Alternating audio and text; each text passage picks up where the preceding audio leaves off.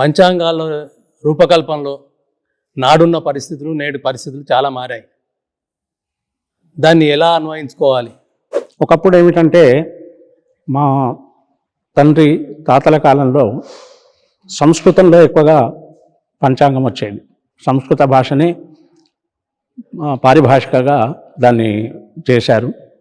కాలక్రమేణా యుగానాం పరివర్తేన కాలవేదోత్ర కేవలం అన్నట్టు ఎట్లయితే యుగం మారుతూ వస్తుందో ప్రజలకు అందుబాటులో ఉండేటువంటి భాషను మేము అందులో క్రోడీకరించడం జరుగుతుంది.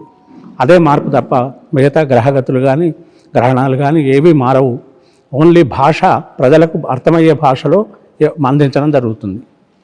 కాలం మారినా కొద్దీ పంచాంగాలు తయారు చేసేవారు రాసేవారు చాలా మార్పులు చేస్తున్నారు. ఒక పంచాంగానికి మరో పంచాంగానికి చాలా తేడాలు ఉంటున్నాయి.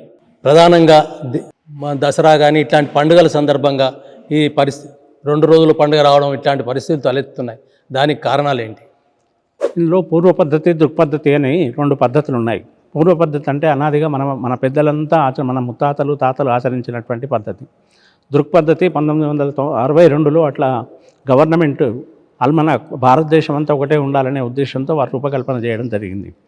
దాని వలన పూర్వ పద్ధతికి దృక్పద్ధతికి ఒక్కొక్కసారి విభేదాలు వచ్చి పండుగల్లో డిఫరెన్స్ వస్తుంది.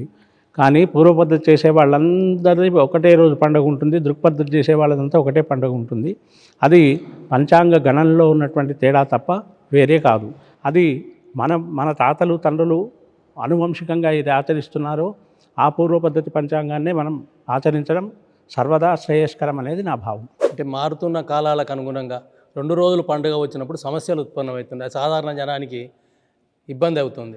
ఇలాంటి సమస్యలు వస్తున్నాయని తెలంగాణ విద్వత్ సభ అనే ఒకదాన్ని ఏర్పాటు చేశాం. నన్ను దానికి అధ్యక్షునిగా పెట్టారు. ప్రతి సంవత్సరం కూడా విద్వత్ సభను ఏర్పాటు చేసి పండగలన్నీ ఏకోన్ముఖంగా వచ్చేటట్టు దాన్ని చర్చించి చేసి వాదోపవాదాలు అన్నీ అయిన తర్వాత ఎవరైనా జగద్గురుల సమక్షంలో ఆ పండగల నిర్ణయాలు ప్రకటించడం జరుగుతుంది.